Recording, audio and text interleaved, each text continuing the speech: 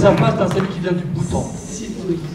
Alors, incroyable, il y a quelques jours, il y a 4 jours exactement, nous avons présenté l'ouverture de ce festival. 4 jours, moi j'avais l'impression qu'on était face à un monument, un paquebot qui allait faire une grande traversée. Étonnamment, c'est comme si c'était... il s'est passé quoi, 2 minutes, 3 minutes, je sais pas. Oui, ça a été très quelques nuits, rapide. un matin, se réveiller, voir des films. Oh là là, c'est passé à une vitesse incroyable. Merci d'être là ce soir. Alors je voudrais d'abord remercier nos prestigieux invités, Monsieur le maire, Alexandre Dorleol, Jean-Louis Tixier, où est-il?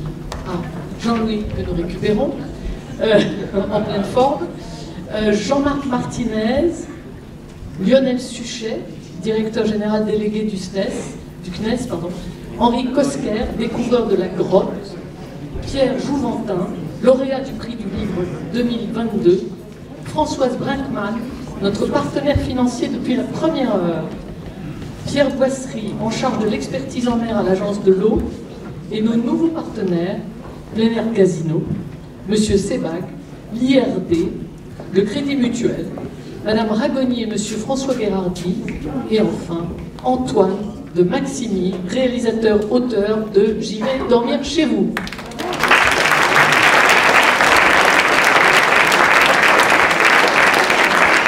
Et en lettre 5 premier adjoint au maire. Alors, pardon, parce qu'on doit d'abord... Avant de continuer, on doit se mettre... parce qu'il y a tellement de cœurs qui battent très fort ce soir, qui va être récompensé, on ne sait pas, beaucoup de battements de cœur, et donc, pour se mettre dans l'ambiance.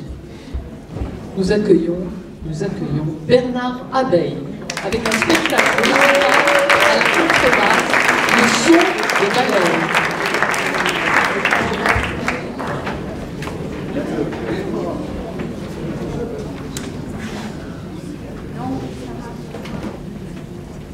Voilà, bonsoir mesdames, mesdemoiselles, messieurs, très heureux d'être invité, moi, à faire donc cette couverture de la soirée, non pas de clôture, mais de remise des trophées, puisque ça termine demain soir. C'est la première année que je suis à Lume Explore et je suis très content de vous rencontrer. Je vais vous présenter un petit extrait d'un spectacle qui tourne maintenant depuis plus de 30 ans, sur les scènes françaises et dans le monde, et beaucoup devant les scolaires. C'est pour prendre conscience de l'état un petit peu du monde, et j'ai pris comme symbole le plus grand animal que la Terre transporte, la baleine. Et je suis accompagné par un instrument extraordinaire qui est le plus gros instrument que l'on puisse transporter. C'est la contrebasse que je vous demande d'applaudir.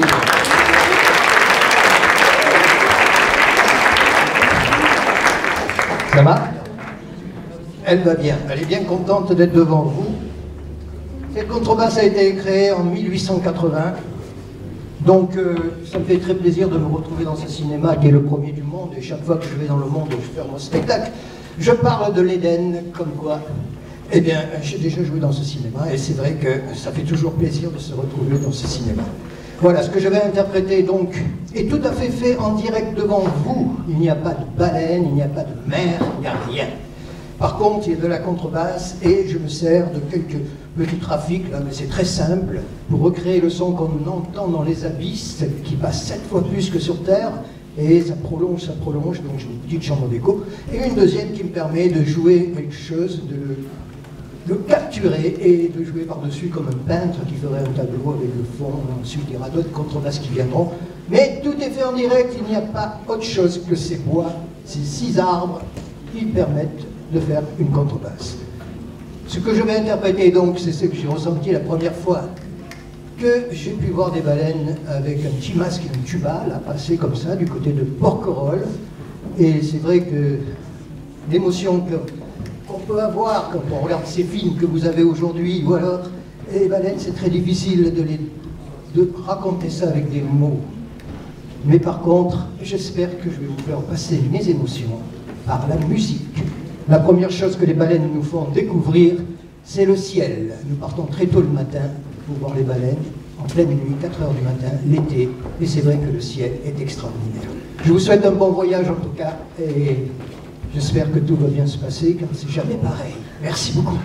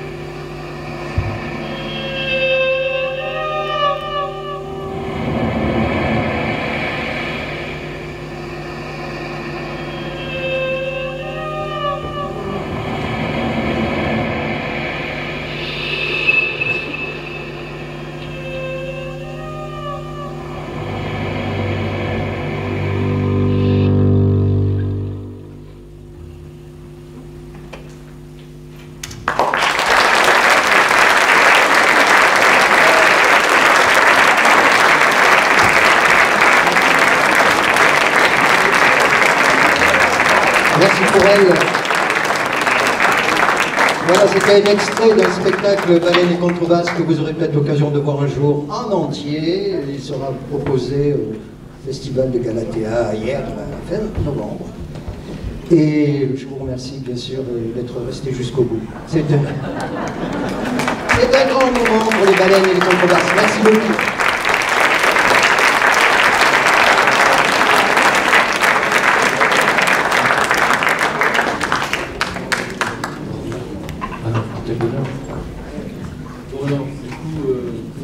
Allô, je manque de mots. J'appelle à mes côtés au secours Monsieur Michel Cornille, président de l'association des Lumières de l'Éden, qui lui ne manque jamais de mots. Oui. De mots. Oui, on va essayer. Qu'est-ce que tu me demandes exactement? Moi, je ne peux pas parler. Ah. Qu'est-ce que tu... Alors, d'habitude, on me demande mes impressions. Oui, c'est ça, oui. Ah ben voilà, je vais te donner mes impressions. Sur la musique, on les connaît sans doute. Hein. La musique, c'était magnifique. C'était magnifique. Ça rejoint un peu le spectacle de théâtre que nous avons vu hier, exactement à la même place, qui était tout à fait poignant pour ceux qui ont eu la chance de le suivre avec nous. Alors, mes impressions. Alors, chaque fois que je vois Lionel Suchet, directeur délégué du CNES, un homme qui tutoie les étoiles chaque jour, et qui, je lui raconte cette anecdote. Moi, au baccalauréat, en 1960, c'était un baccalauréat moderne, j'ai eu 6 en physique, 6 en sciences naturelles, ça s'appelait comme ça. Eh bien, quand l'Humexplore se termine, j'ai l'impression que j'aurais pu avoir la moyenne.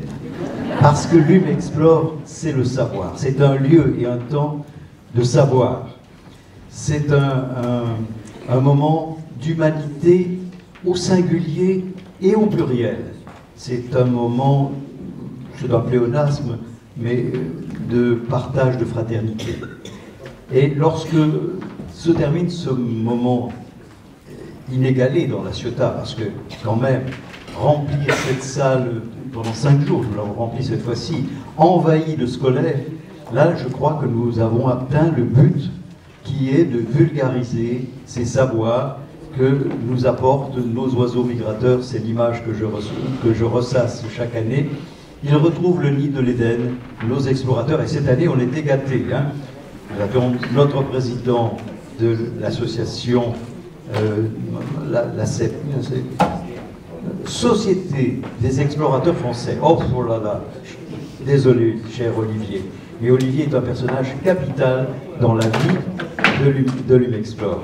Et puis cette année, nous étions gâtés d'un jury tout à fait somptueux, présidé par un autre grand ami de l'Éden, Olivier. Hein. Olivier qui, chaque année, nous enchante, et nous avons déjà des projets pour l'année prochaine, où il viendra en solo nous passer un petit week-end.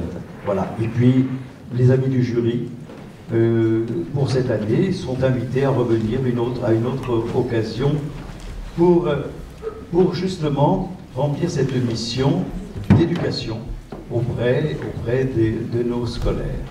Bon, je n'oublie pas Ifremer. Enfin, je ne sais pas si c'est à moi de dire tout ça.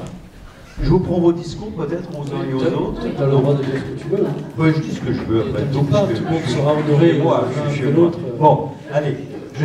Pour moi, c'est un moment vraiment très fort dans ma vie, que cette invention de l'Humexplore dans l'Éden, à la Ciotat, et déjà, dès demain, avec Vera, l'éternel Vera, l'extraordinaire Vera, et son épaule. Vous voyez, l'homme à l'épaule, à la caméra à l'épaule. Je dis souvent, Vera, c'est la cheville ouvrière, Alain, c'est l'épaule ouvrière de l'Humexplore. Déjà, dès demain, nous recommençons. Je ne parle même pas des Lumexplore, des bénévoles, il ne faut pas les remercier. Ils sont tellement contents. Leur plaisir, c'est justement de réussir cette magnifique chose qu'est Lumexplore. Voilà, j'en ai dit assez. Merci. Génial.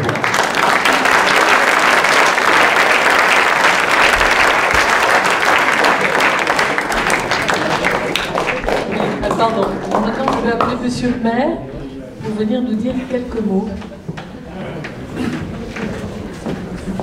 Merci de ce piège. Que dire après de telles interventions? Bonsoir à tous, mesdames, messieurs. Je vais vous dire que dans un premier temps, nous sommes très heureux ici à La Ciotat pour cette 8e édition de l'Imexplore. La 8e.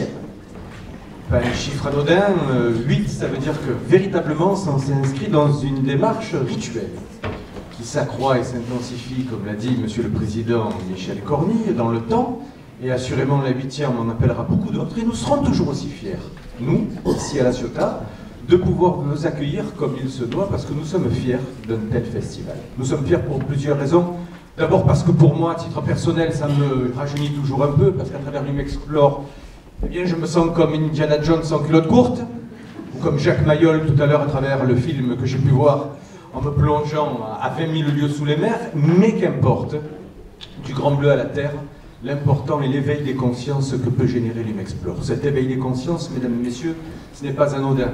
Là encore, vous nous donnez à travers tous les films et à travers tout ce que vous pouvez proposer de véritables émotions.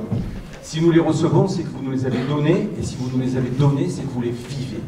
Donc je tiens, moi, à remercier, au-delà des bénévoles, tous les acteurs, tous les scénaristes, tous ceux qui mettent en scène des films et de vraies tranches de vie pour faire en sorte que notre terre ne soit pas oubliée dans cette démarche. Notre monde bouge, il bouge grandement, et il n'y a pas pire personne que celle qui reste immobile. Nous ne devons pas, au nom de cet idéal, rester immobile, et l'Imexplore aide justement à éveiller ses consciences et nous faire prendre conscience, justement, sans redondance excessive, que notre terre est en danger et que nous devons y prendre garde.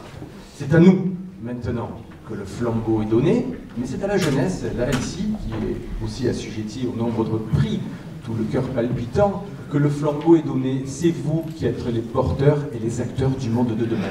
C'est à vous de le construire, nous ne faisons que vous transmettre, et cette transmission elle est belle, mais c'est vous qui la porterez au bout, et faites en sorte que ce monde change enfin et qu'il tourne dans le bon sens. On ne sera que plus heureux, et on sera gardien et garant de notre avenir. Merci à vous tous, les bénévoles, l'Éden et tous ceux qui êtes là, c'est vous aussi qui rendez ce festival beau, et assurément, à très vite et à très bientôt. Merci à vous, messieurs.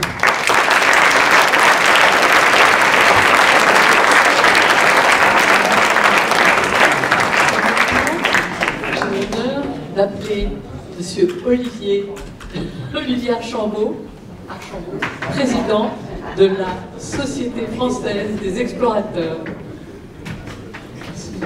Merci beaucoup. Juste un petit mot pour vous remercier, Monsieur le maire, d'accueillir ce beau festival tous les ans maintenant, depuis 8 ans. Merci à Michel, bien évidemment. Merci à Jean-Louis. Juste un petit mot pour cette 8e édition, comme les autres, absolument formidable, avec 3 mots qui me viennent à l'esprit: le clou de girofle, l'hélium 3 et le sel. Pour quelle raison? En 2 minutes, conférence ultra rapide. Les clous de girofle, parce que Magellan a justifié son expédition au départ juste pour aller chercher les clous de girofle. Mais l'explorateur, il est devenu homme d'affaires à cause de ça. L'hélium 3, on a vu la Chine et les autres qui courent après les nouvelles matières de la Lune, pas toujours pour des raisons scientifiques, n'est-ce pas? Et le sel, parce que c'est le plus important, et c'est ce qui fait le ciment de la société des explorateurs, parce que c'est le sel de la vie, c'est l'aventure. Je vous remercie.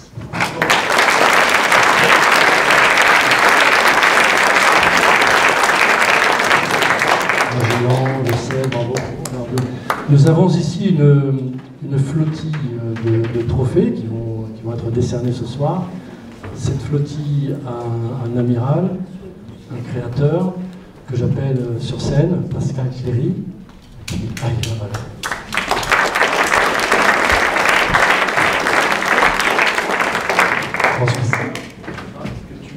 Tu veux bien nous dire quelques mots sur toi, ton travail? Après, je te poserai la question. Ouais. Moi, je m'appelle Pascal Cléry, bonjour à tous. Je suis sculpteur à Bandol. Je réalise des trophées pour l'Imexplore depuis quelques années. J'ai un atelier à Bandol où je réalise beaucoup de sculptures animalières, expression corporelle, automobile aussi, un petit peu. J'ai un bel atelier que vous allez pouvoir bientôt voir en journée porte ouverte. Je suis en train de l'aménager, donc on va pouvoir le visiter. Et là, j'ai réalisé, pour faire un petit clin d'œil à Patrick Dexon et son joli bateau 7e continent, une flottille de 7e continent. Merci Pascal.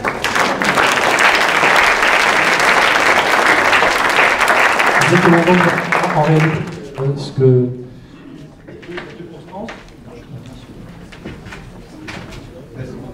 Il y a deux constances, en fait, dans ce travail et ces trophées.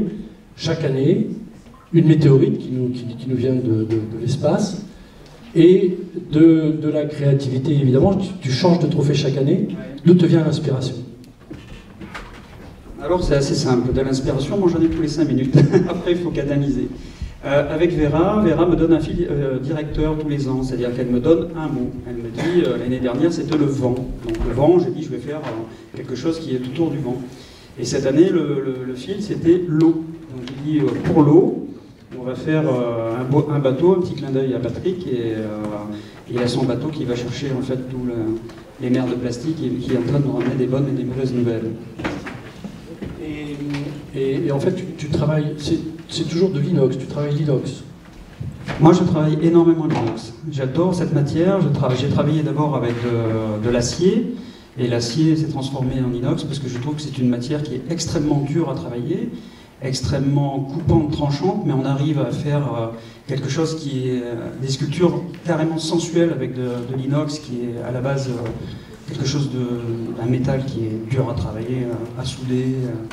J'aime bien le transformer, le rendre sensuel. Tu t'en sors bien en tout cas. Merci beaucoup. Merci.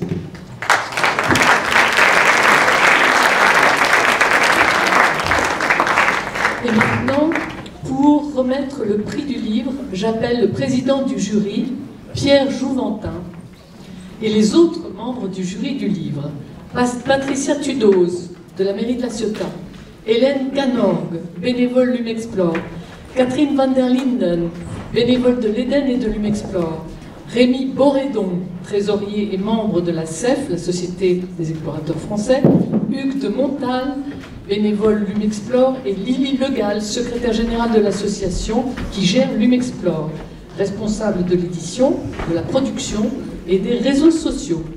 Voilà, Pierre. Oui, alors je dirais simplement on a...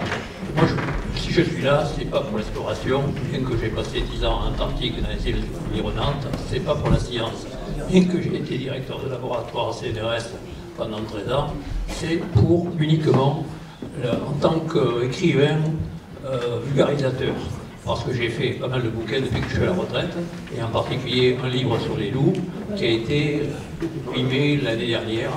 Je n'ai pas pu venir, mais par contre, cette fois-ci, je suis content de pouvoir venir et de vous expliquer que j'ai fait un peu le contraire de ce qu'on dit habituellement, c'est-à-dire réhabiliter le loup qui est actuellement mal vu et qui est considéré comme une calamité, et donc montrer qu'en réalité, on peut très bien vivre avec des loups, c'est la preuve, du moins en Espagne et en Italie, mais par contre, en France, c'est exactement l'inverse. Et, alors ça, c'est mauvaise nouvelle de cette semaine, c'est qu'il y a un plan loup qui est complètement idiot, à mon avis, et le hasard a voulu que dans mon bouquin, je dis des raisons, et j'explique en chiffres, et avec des références scientifiques.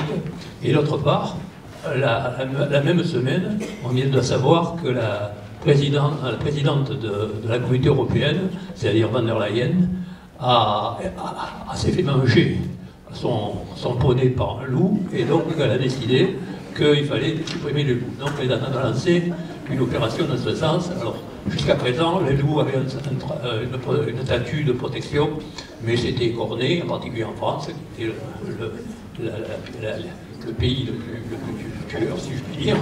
Mais par contre, on se demande comment la même espèce, avec un gros cerveau, c'est-à-dire la nôtre, peut à la fois être aussi douée dans la technologie physique, par exemple, ce qu'on a vu avec le CNES, et puis d'autre part, ne pas arriver à maîtriser des problèmes qui sont actuellement importants et qui nous assaillent, c'est-à-dire la préservation de la biodiversité, le changement climatique qu'on n'arrive plus à arrêter, on n'arrive pas à réguler la population mondiale. Enfin, on a des problèmes vraiment importants, et je crois, d'ailleurs le maire l'a souligné, il faut absolument s'en occuper. Et il faudrait éviter, on a un paradis, enfin nos parents avaient un paradis, il ne faudrait pas laisser à nos enfants un dépotoir.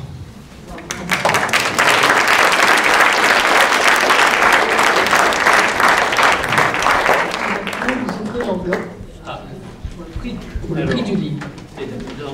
Dans le train, je me suis dit c'est curieux, parce que le jury, sans le vouloir, a 2 fois de suite primé un livre qui a le même thème, c'est-à-dire la remise en question des erreurs, des mythes du Moyen-Âge, comme Trimballe, comme le Grand Méchant Loup, et comme là, on va se couvrir l'enveloppe. Et c'est donc une personne que vous connaissez, puisque c'est Hugo Clément, qui est connu à la télévision pour faire une série qui s'appelle Sur le front, et qui est un journaliste militant et assez agressif. Et donc son livre, c'est « Les lapins ne mangent pas des carottes », parce qu'en fin de compte, il explique que la science ne dit pas que les lapins ne peuvent pas manger des carottes, comme tout le monde le croit, et donc il remet aussi les pendules à l'heure. Bravo.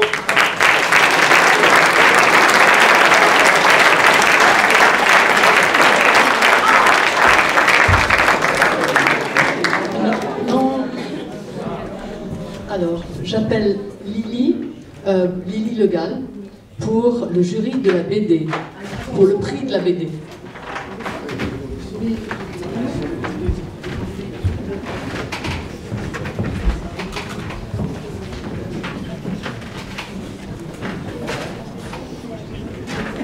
Alors nous avons un prix de la bande dessinée avec un jury qui a été constitué par des élèves du lycée Méditerranée, drivé par leur professeur d'histoire-géographie, Véronique Etienne. Et bravo. Je vous remercie sincèrement, vraiment. Ils vont nous parler du prix de la bande dessinée. Bonsoir à tous. Je voulais préciser que ces 3 élèves sont les 3 représentants d'un jury composé de 15 élèves. Ce sont des élèves qui suivent une spécialité que vous connaissez peut-être, qui s'appelle HGGSP, Histoire, Géographie, Géopolitique et Sciences politiques, avec des problématiques qui évidemment touchent à tous les enjeux du monde contemporain. C'est pourquoi on a été très très heureux, on remercie Madame Le Gall de nous avoir proposé de participer à ce jury, de remettre ce prix. Les élèves ont lu 5 ouvrages, je pense qu'ils sont en train de s'afficher. Le score a été très très serré, il y avait des critères bien sûr d'évaluation, ils ont rempli un petit dossier. Et puis je vais leur laisser la parole parce qu'elles ont préparé un petit mot pour vous expliquer leur choix. Alors vous n'allez pas, on va d'abord, laisser ouvrir et puis après vous expliquerez le choix. Annoncez les gagnants.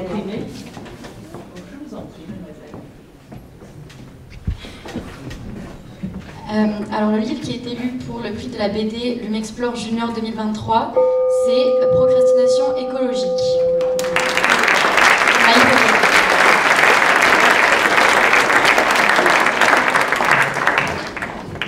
Alors bonjour, moi c'est Mathilde Gamis du coup. Si j'ai voté pour ce livre, c'est parce que je le trouve simple à lire et à comprendre et qui fait réfléchir sur la façon dont on agit écologiquement et qui permet de comprendre un peu l'impact de ce qu'on va faire pour le reste. Bonsoir, du coup moi c'est Anna.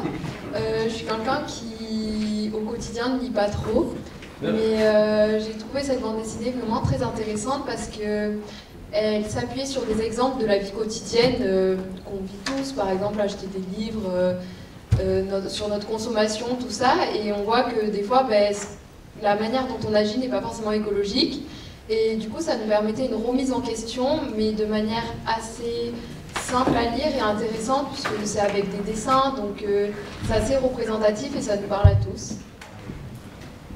Bonsoir, donc moi c'est Camille et j'ai donc voté pour ce livre parce que là j'ai pris énormément de plaisir à le lire. Il était extrêmement simple et les graphismes étaient très colorés, on avait énormément envie de se plonger donc, dans ce livre. Justement les images étaient très représentatives parce que ça montrait donc tout simplement des actions qu'on avait dans notre quotidien et ça nous montrait exactement et ça montrait aussi l'impact que ça avait sur notre environnement. Et par exemple, moi je lis énormément et je me suis rendu compte que c'était pas forcément super écologique d'acheter beaucoup de livres au format papier. Donc je me suis un peu plus renseignée sur des applications par exemple, lors d'essayer de trouver des formats PDF de mes livres. Et voilà, et au final ce livre il nous fait prendre conscience de certaines choses et il nous montre qu'on n'est pas forcément parfait sur l'écologie, mais qu'on peut changer les choses et qu'il suffit juste d'essayer au final.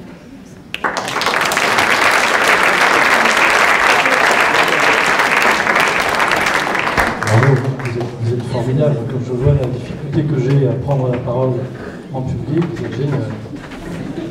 Alors toujours dans le registre de la jeunesse, nous avons un prix Lumexplore Junior, prix Ifremer, pour lequel j'appelle notre ami Éric Buffier, responsable de la communication Méditerranée et Outre-mer, ainsi que les membres du jury junior, Isabelle Chénet, enseignante référente du concours C'est Génial de l'Académie de Nice, Vera Frossard, directrice du festival Lumexplore, et Marie-Laure Smilovici, la directrice du cinéma Eden Théâtre, qui est absente ce soir. Voilà. Et il y en a deux autres. Il y a Céline et Thomas, qui sont aussi dans le jury Lumexplore Junior. Cette année, on a fait un gros jury. Et on a ramené nos amis, voilà. Et puis Marie-Laure, en effet, qui va là. Merci, alors.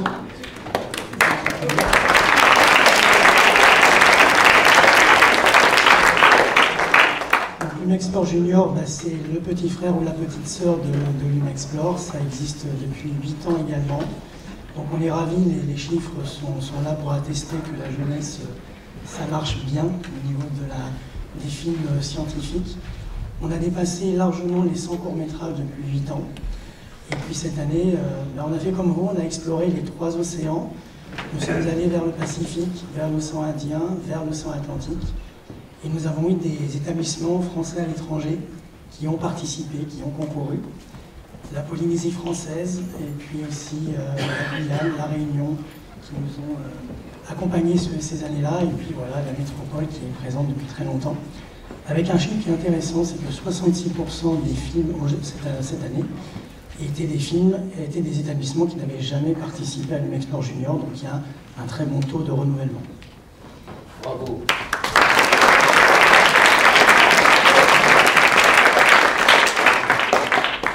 Alors, il y aura 2 prix Lumexplore Junior. Il y a le prix officiel que je vais annoncer et Isabelle fera le prix Lumexplore Junior qui est, voilà, je laisserai Isabelle expliquer ce prix qui a la même valeur pour nous que le prix officiel. Et donc, cette année, le jury a décerné le prix Lumexplore Junior Collège 2023 au collège Clément Jeannequin de Montoire-sur-le-Loir pour le film La Marabout.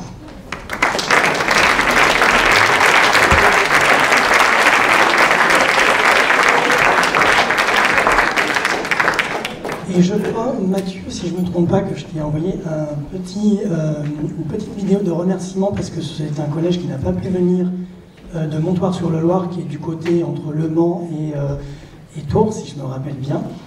Et il doit y avoir, je crois, peut-être quelques secondes de remerciement de ce collège.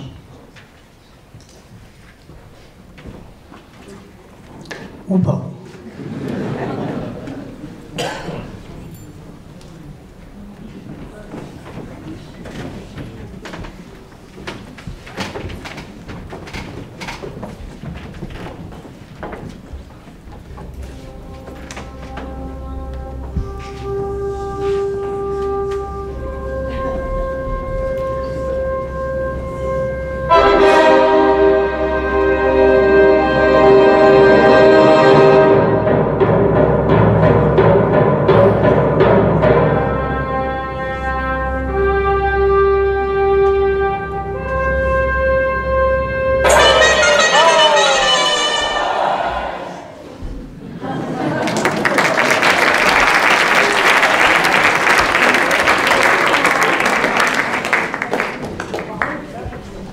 Alors le deuxième prix, mais qui a autant de valeur que le premier, puisque le jury était différent, va vous être remis par des élèves qui ont été eux-mêmes jurys, en fait. Donc c'est pas un jury d'adultes, c'est un jury jeune qui remet un prix Lumexplore Junior.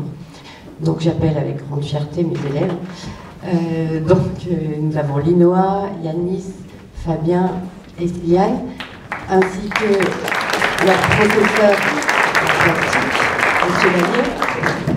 Alors quelques mots, donc là, comme le précédent jury jeune, ces 4 élèves-là représentent un groupe plus conséquent.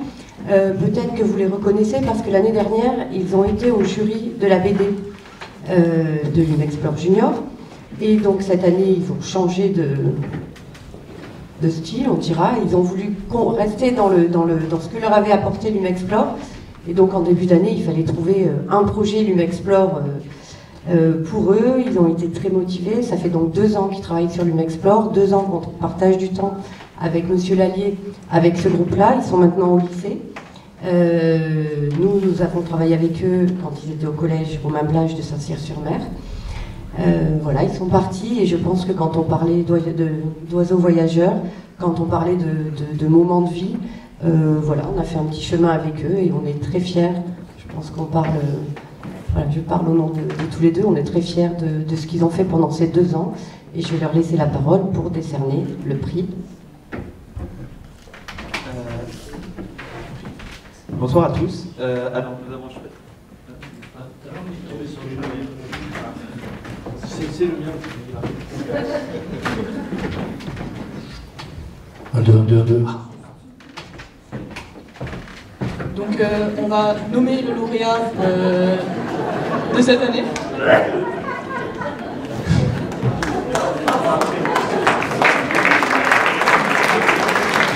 On expliquera après pourquoi.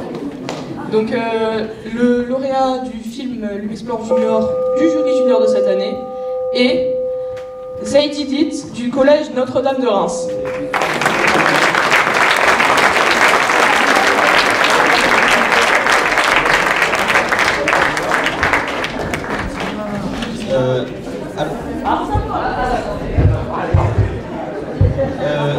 Alors nous avons choisi notre lauréat en fonction du coup de qualité, comment dire, une qualité globale, donc une qualité visuelle, donc de l'image, une qualité sonore, mais aussi un rythme qui a été du coup tenu tout le long du court métrage et voilà, donc c'était une très belle vidéo, très bien réalisée, donc on les applaudit.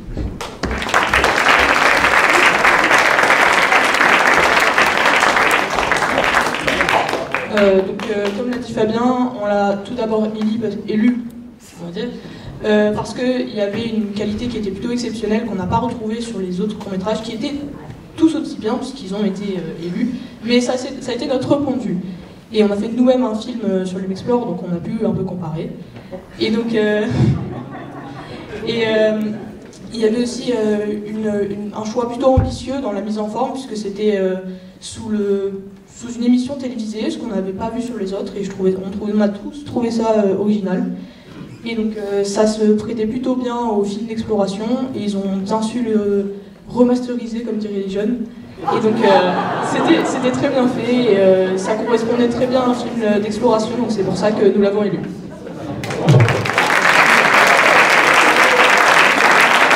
On les invite à monter sur scène.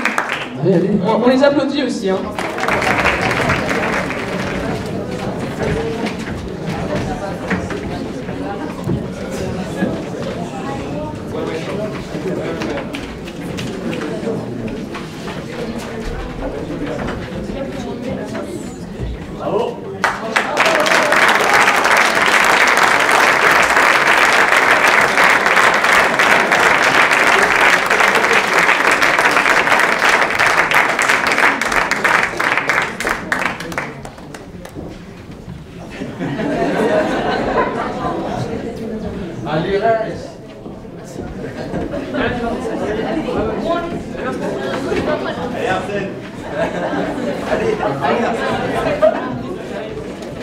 Quand on dit que faire des films c'est un art collectif, on ne ment pas, n'est-ce pas? Bonsoir à tous. Donc on est très content d'avoir été élu lauréat de cette année. On remercie tout le monde pour cette magnifique expérience et puis voilà, on est très content. Ben, on peut dire qu'on l'a fait, hein, du coup. Hein. Voilà. They did it. C'est vrai qu'on a eu la chance de partir donc en baie de Somme pour réaliser notre court-métrage. Donc on a bossé tout au long de l'année. On a tourné le film donc là-bas, on a rencontré plein de scientifiques, de personnes, on a discuté avec eux pour créer tout ça. Pour créer le montage donc avec l'aide de nos professeurs. Et voilà, on remercie tout le monde. Et on va voir votre film aussi. Ouais, on va voir le film. Merci beaucoup.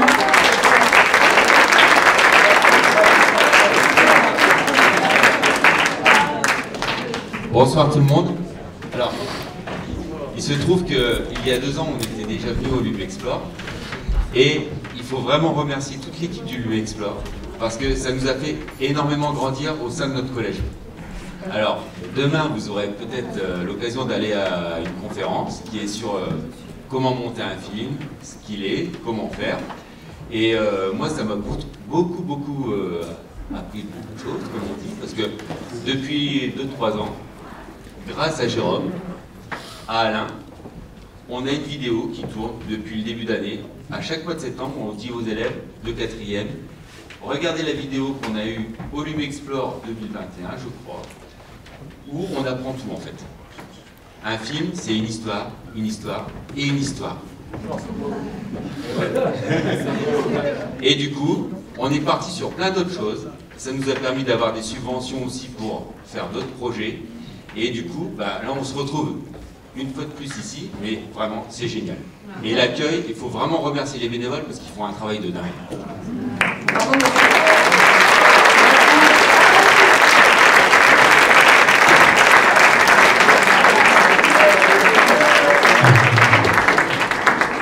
Votre enthousiasme est communicatif, merci beaucoup.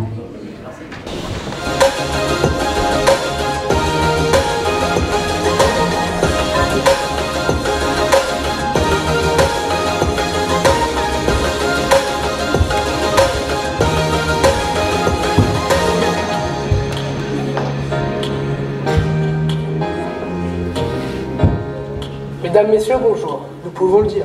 Zaïdidi! Fort-Mahon et Quimplage en baie de Somme ont été sauvés des eaux grâce au courage des hommes. Aujourd'hui sur le plateau, nous avons 2 témoins directs, Sacha et Guilain. Bonjour, oui, je suis le petit-fils du maire de la commune de Fort-Mahon.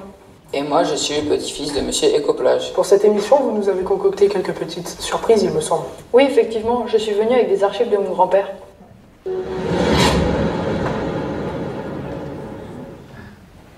est à Fort-Mahon, et il ne faut pas oublier que dans les années 50, lorsque l'on a développé le tourisme en France, la demande était d'être le plus proche de la mer. On a même créé des remblais qui sont des terres gagnées sur la mer. Les lotissements touristiques sont construits sur la dune et les remblais. Le problème est que les courants vont du sud vers le nord et déplacent le sable vers le haut de Fort-Mahon. Un déficit de sable se crée sur la digue sud. Nous devons donc réensabler constamment. Mais c'est un gouffre financier car ça nous coûte tout de même 250 000 € par an. C'est un vrai travail de Shadok, c'est sûr. Nous avons aussi 2 témoignages d'employés communaux. Nous ramassons le sable du nord et à l'aide de la remorque, nous le déplaçons vers le sud.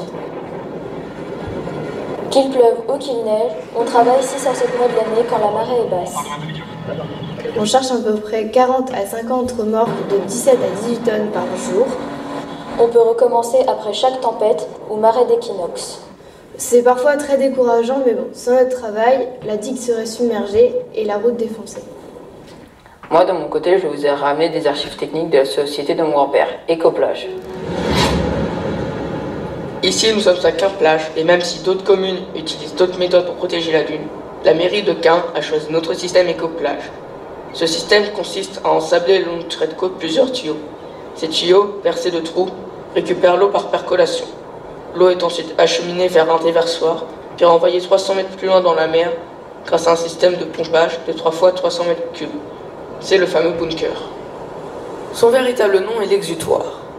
La plupart des gens croient que c'est un bunker pour les égouts, mais en réalité, l'eau a été totalement filtrée et est même plus propre que celle du robinet.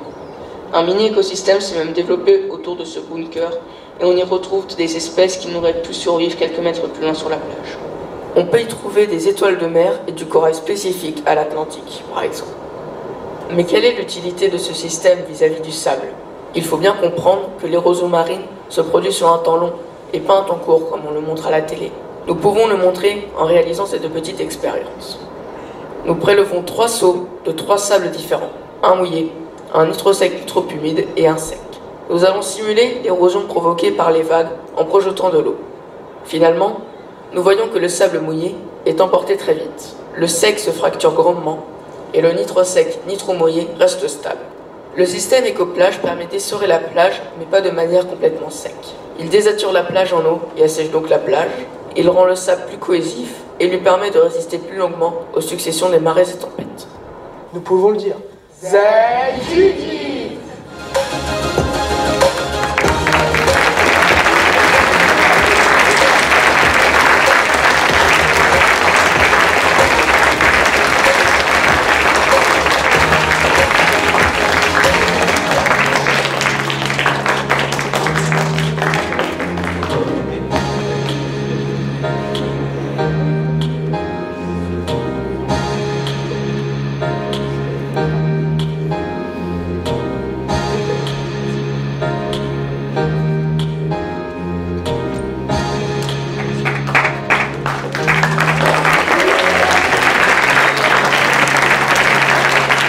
Alors maintenant, on va pour remettre le prix du public remis par la ville de La Ciotat.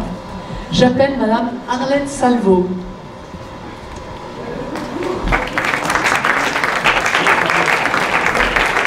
Sont heureux de remettre le prix du public Lumexplore 2023, remis par la ville de La Ciotat, à Martin Gorcé pour le film James Webb, Voyage aux origines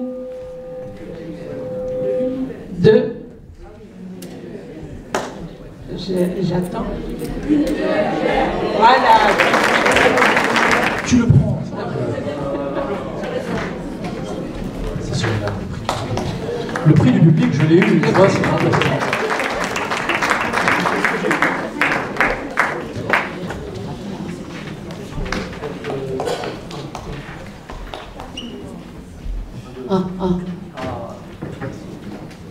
Mais le prix du public, c'est très particulier. Il n'est pas décerné par les professionnels, il est décerné par le public. C'est pour le public qu'on bosse. Donc, à mes yeux, c'est un des prix les plus précieux. Et au fur et à mesure que notre flottille diminue, le suspense augmente. Nous avons maintenant à récompenser des adultes. Et pour cela, nous avons dans notre jury Jean-Pierre Bailly, producteur de MC4, Maya Lucier-Seguin, responsable des documentaires de National Geographic, je le dis en français, on peut le dire en américain, c'est Nat Geo, National Geographic, vous pouvez nous rejoindre. Emmanuelle Nobécourt, réalisatrice, Olivier Archambault, président de la Société des explorateurs français, et le président du jury, Olivier Weber, écrivain et grand reporter.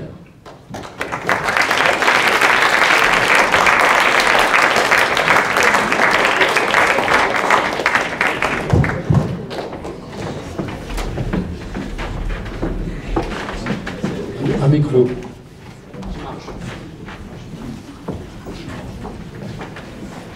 Écoutez, bonsoir à toutes et à tous. Nous sommes très heureux d'avoir donc vu tous ces films avec le jury. Je parle au nom du jury en tant que président.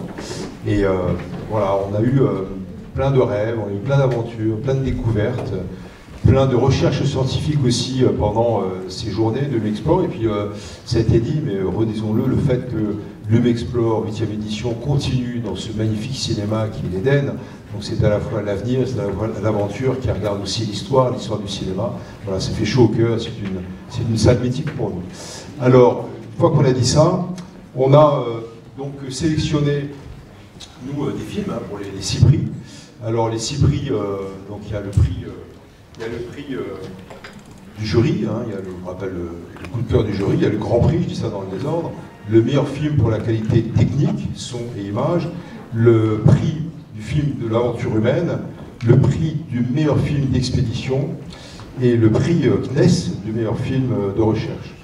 Donc voilà, je crois qu'on a vraiment eu plein d'aventures dans les yeux, c'est important de le répéter.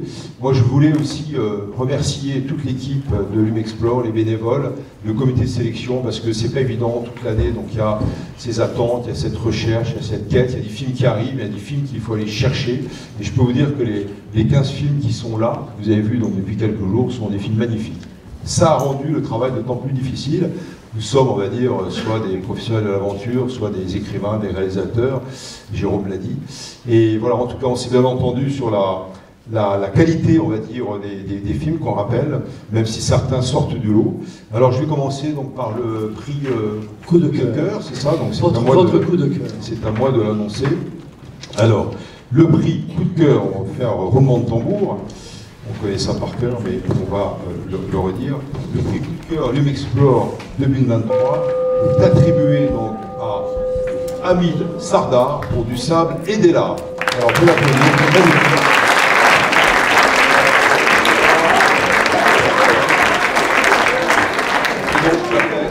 La personne qui va remettre, qui va recevoir pardon, le papier en son absence, donc Alain Tixier, qui est là, devant moi.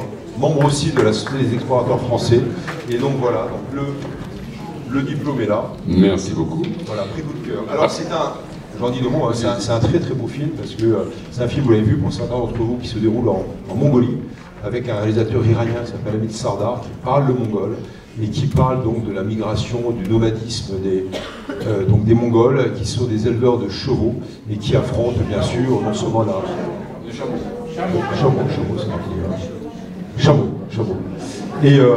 Et qui affronte donc la sécheresse, qui affronte le réchauffement climatique, qui affronte aussi simplement la sédentarité qui est presque voulue par le gouvernement de Mongolie. Et on a trouvé que ce voyage en immersion était magnifique et c'est plein d'espérance pour ceux qui vont revoir le film, vous verrez.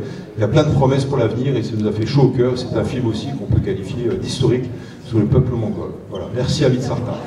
Alors je ne suis pas Hamid Sardar, mais de toute façon je le connais bien. Il a fait un certain nombre de films pour la télévision, dont Le Cavalier Mongol, qui est un très très beau film qui passe très souvent sur Arte. La Société des productions, ce sont les gens de bien production que je connais bien aussi.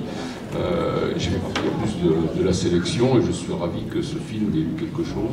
C'était pas gagné au départ, puisque en fin de compte il était un petit peu, disons, borderline par rapport au thème du festival. Mais, enfin, quand je dis borderline, il n'était pas tout à fait dans l'exploration scientifique, mais dans l'environnement, il était quand même assez impressionnant. Je vais lui remettre ce prix. Merci. Merci à toi. On va faire comme dans les prix, dans borderline, ça me dira.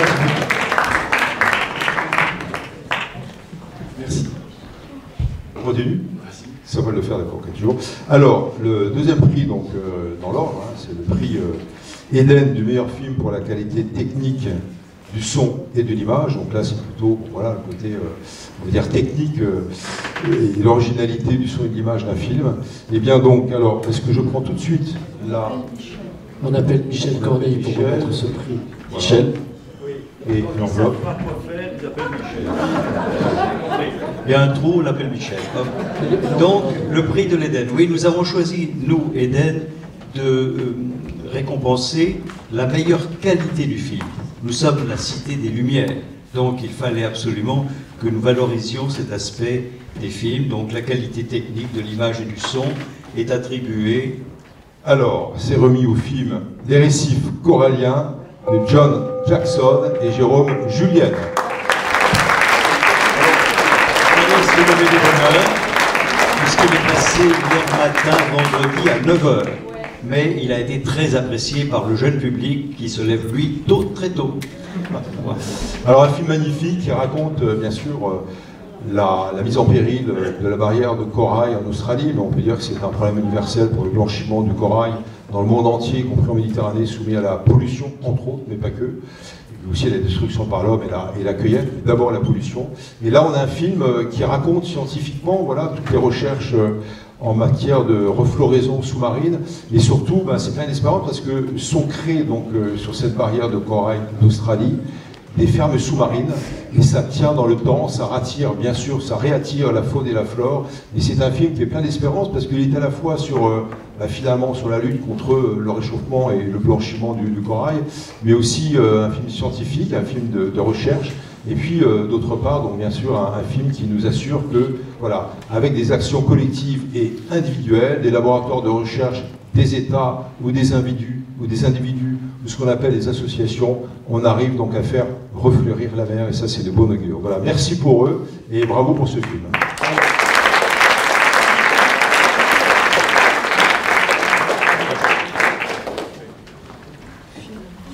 On continue. Jérôme. Film d'aventure humaine. Voilà. Alors, le troisième prix, donc c'est un film qualifié d'aventure humaine, parce que pour nous c'est très important, on l'a dit depuis quelques jours. L'aspect aventure se décline sous différentes formes, la recherche scientifique, la découverte, l'expédition pure et simple, et tout cela aussi pour nous tous, pour beaucoup d'entre nous en tout cas, mais en tout cas pour le jury et pour la Société des explorateurs français pour l'Humexplore, c'est une manière aussi de mettre en avant le côté aventure humaine, l'humanité, le partage, la fraternité, et donc ce critère est très important aussi, bien que ça ait été difficile pour nous de mettre chacun de ces films dans une case, parce que certains auraient pu avoir 2 prix, mais on a essayé de les départager. En tout cas, voilà, le film d'aventure humaine est attribué à Rebecca et Josh Tickel pour Mission Régénération. Et c'est M. Martinez qui va charger de référencer.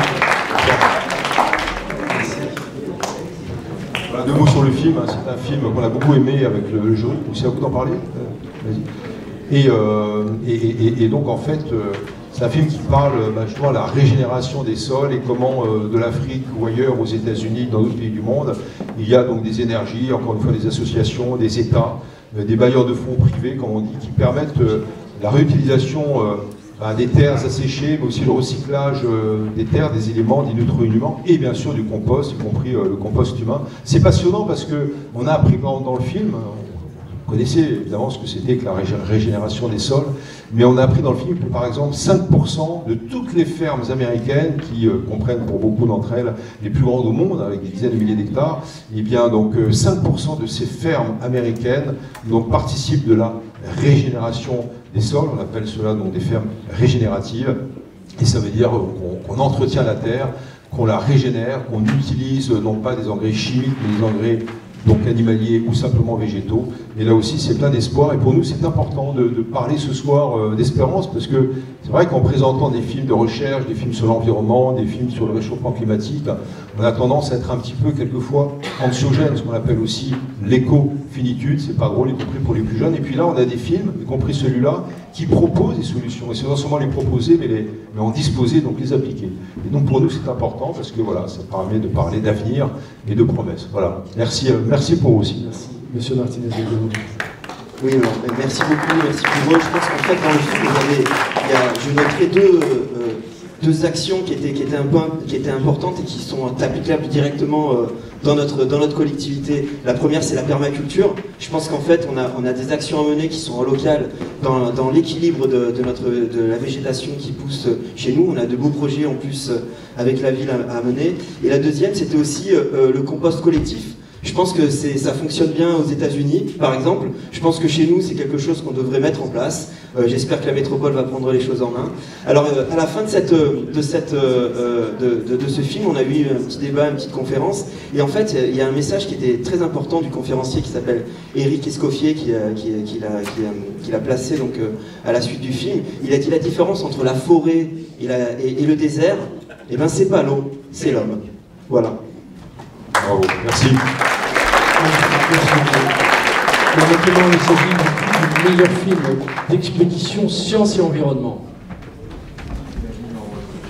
Alors, le prix, donc le 4e prix de ce meilleur film expédition sciences et environnement, c'est un film qu'on a beaucoup apprécié également. Vous avez vu, donc c'était avant-hier. Et donc nous décernons au nom du jury, donc tout le jury, le meilleur film d'expédition ou d'exploration sciences et environnement Lumexplore 2023 à Une route pour Puy-Longway, à Isabelle Coulon et Jean-Michel Corillon. Ils étaient là encore ce matin, ils ont dû partir, mais on peut les applaudir, ils sont avec nous par le cœur. Monsieur Laurent Pelé, qui vient prendre en charge Laurent Pelé pour lui remettre le prix, le diplôme. Et voilà, c'est un très beau film aussi qui parle de la thématique de la route, la construction d'une piste au Malawi pour une communauté qui est assez isolée, à qui on attribue des terres, mais qui donc ne disposait pas de route, de piste. Et puis deuxièmement, la thématique de l'eau, parce qu'évidemment, la thématique de l'eau, vous le savez, c'est une thématique universelle pour des raisons agricoles, pour des raisons bien sûr d'approvisionnement pour les populations, et qui devient de plus en plus une question de géopolitique. Et là, le fait d'avoir abordé ainsi ces deux thématiques, hein, le transport, la route, la piste qu'on construit, et puis deuxièmement l'accès à l'eau, voilà, pour nous ça a été, comment dirais-je, assez représentatif de thématiques universelles qu'on voit beaucoup dans les pays du Sud, comme on dit, le reste du monde, ou le Sud global, mais aussi de plus en plus dans les autres parties du monde. Et donc voilà, ce sont d'excellents réalisateurs qui étaient là avec nous hier encore, et on peut les applaudir. Voilà. Merci à vous.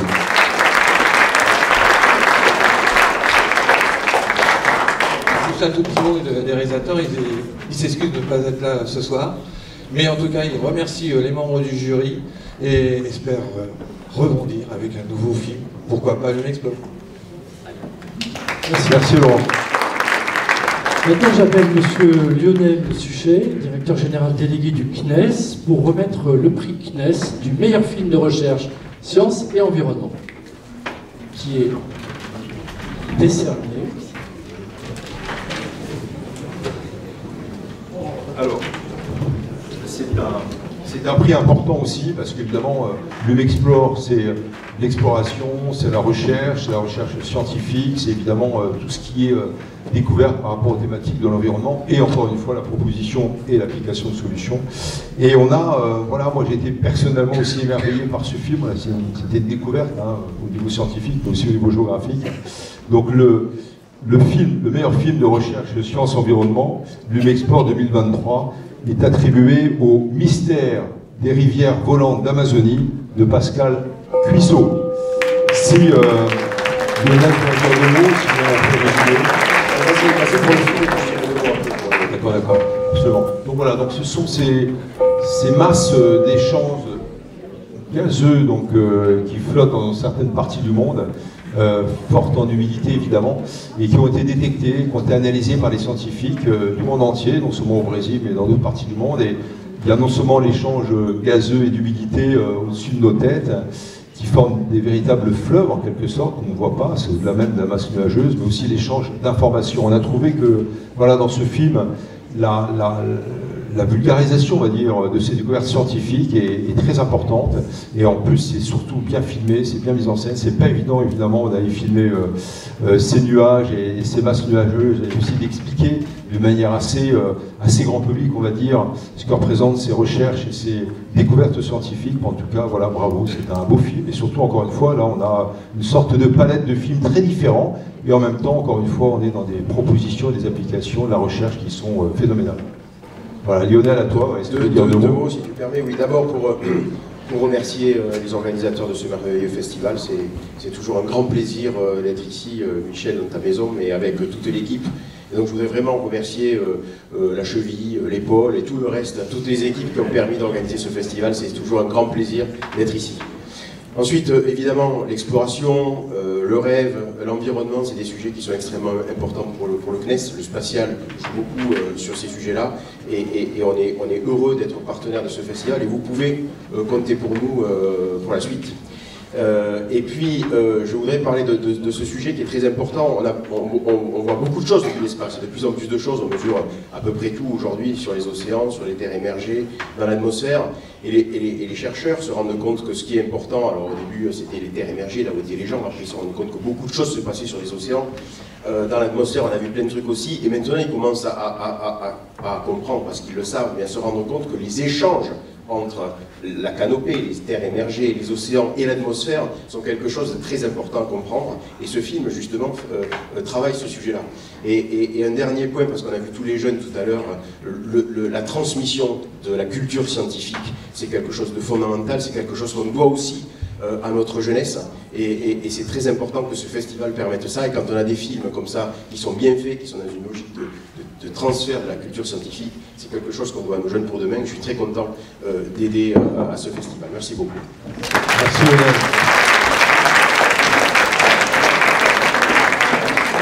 Alors, Jérôme, je continue. S'il te plaît, merci. Alors, le 6e et dernier prix, qui est un prix évidemment important, parce que c'est le Grand Prix Lumexplore, qui est le prix de la Fondation Iris, représenté ici par Françoise Breckmann. Oui, mais justement, je voulais appeler Françoise Breckmann, voilà, pour lui remettre voilà, cette enveloppe.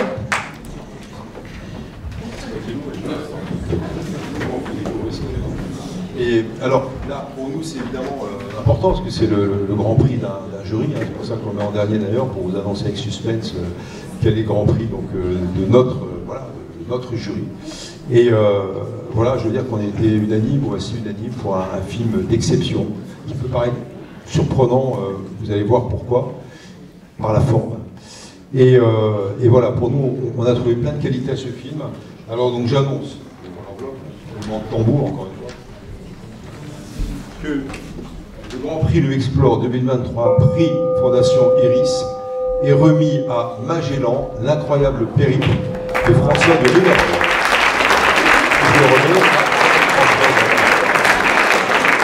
Alors des mots sur le film, hein, parce que vous voulez en parler. Non, pas du tout, d'accord. parce que je ne l'ai pas vu. Je vais avoir le plaisir de découvrir avec vous à l'issue de la remise de ce prix. Je ne sais pas si la personne, il y a quelqu'un qui représente ce Grand Prix. Oui, Sophie de Maglev. Sophie Maglev, voilà, qu'on accueille, voilà, bonsoir. On vous remet le diplôme et le trophée. Alors, oui, l'incroyable périple de Magellan. Alors, Magellan, c'est ce découvreur finalement de la circumnavigation. C'est le premier navigateur qui a lancé l'expédition pour faire le tour du monde. C'est parti de Séville en 1519. C'était non pas Séville, grande ville d'Espagne, du royaume d'Espagne, avec comme souverain Charles Quint. Mais lui, il n'était pas espagnol, il était portugais. Donc il a vu que son expédition, son projet ne marchait pas du côté de la cour du royaume du Portugal. Il est passé non pas à l'ennemi, mais au rival, chez Charles Quint. Et il lance cette expédition avec 5 bateaux et quelque chose comme 200 hommes qui partent à la recherche donc des Moluques, enfin surtout à la recherche des coups de girofle. Et le monde était partagé en deux à l'époque par un traité, avec une bulle du pape d'ailleurs. Une partie à l'Espagne, l'autre partie au Portugal. Et Magellan, qu'est-ce qu'il va faire? Il va dériver, il va se tromper de route, mais volontairement en fait, pour partir de l'autre côté, du côté du Brésil. Il va descendre vers l'actuelle Patagonie, vers le Cap Horn, qu'il coupe auparavant par un détroit inconnu, qui s'appelle maintenant le détroit de Magellan. Le périple va durer 3 ans. L'équipage va revenir en 1522, donc 3 ans après le départ, mais il n'y a plus qu'une nef sur les 5, et Magellan, lui, a été tué dans une île des Philippines lors d'un combat entre tribus. Alors c'est important parce que, d'abord, c'est un film qu'on ne pourrait pas qualifier d'animation, c'est un film plutôt d'image fixe, avec bien sûr une sorte de reconstitution des paysages filmés sur place. La narration est extraordinaire, la psychologie du personnage aussi est très très bien présentée, ce découvreur, parce que il faut dire qu'à l'époque, entre Christophe Colomb, Pizarro qui découvre le Pérou, Cortés qui découvre le Mexique, qui va à la conquête du Mexico, et puis bien sûr Magellan, le monde ne sera plus jamais le même, on va dire en 30 ou 40 ans. Voilà, on va découvrir des routes maritimes, mais parmi ces explorateurs, il y a 2 types d'explorateurs. Il y a les découvreurs, dont fait partie Christophe Colomb et Magellan, puis après il y a les conquérants, il y a les conquistadores, en particulier avec quelques massacres au passage de quelques tribus, même des destructions de civilisations, donc Pizarro pour la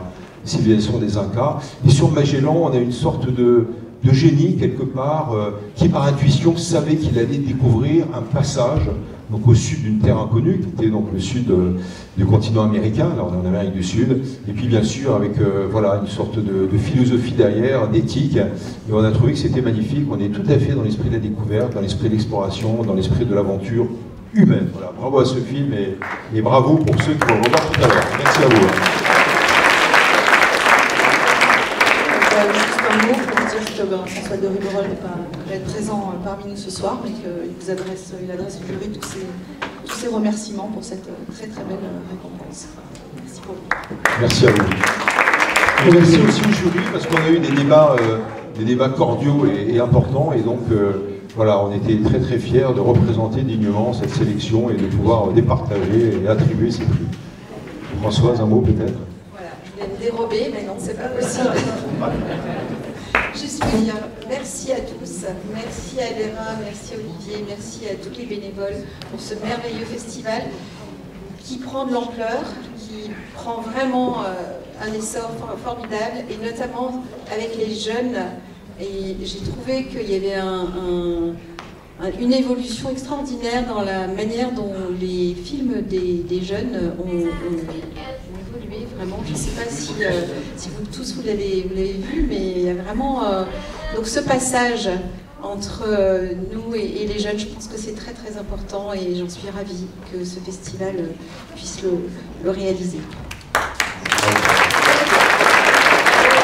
Je vais me permettre, si vous permettez encore un tout petit moment en point de solennité, je voudrais présenter nos excuses à deux représentants de lauréats que nous n'avons pas appelés, M. Rémi Borédon et Sylvie Rieux. Si vous voulez bien venir avec nous, juste pour représenter les lauréats une fois de plus sur scène, ça ne vous dérange pas? Sympa? Je vous remercie. Donc, les lauréats. C'est moi qui présente les excuses, donc voilà.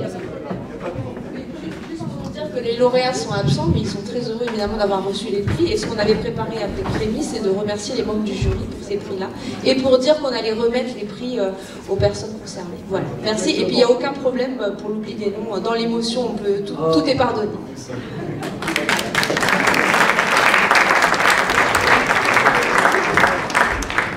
Et maintenant, j'appelle celle sans laquelle rien de tout cela n'existerait, Vera Frossard.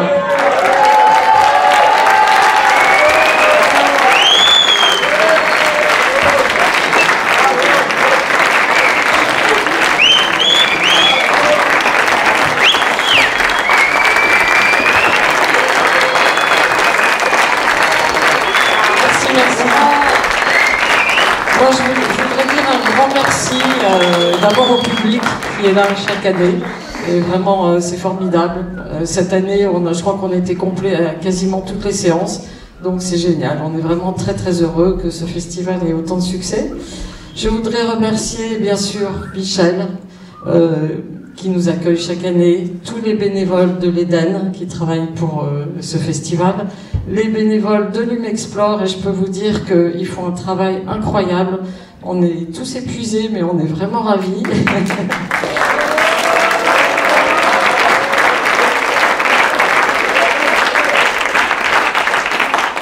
J'aimerais particulièrement remercier Lily, qui est mon bras droit et qui fait un travail formidable toute l'année avec moi.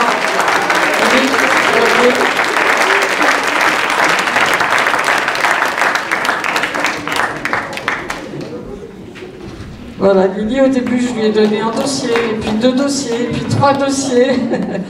Elle est devenue secrétaire générale de l'association, et vraiment, maintenant, je pourrais pas faire tout ce travail sans elle. Elle est formidable. Voilà. Et je vous demande de l'applaudir.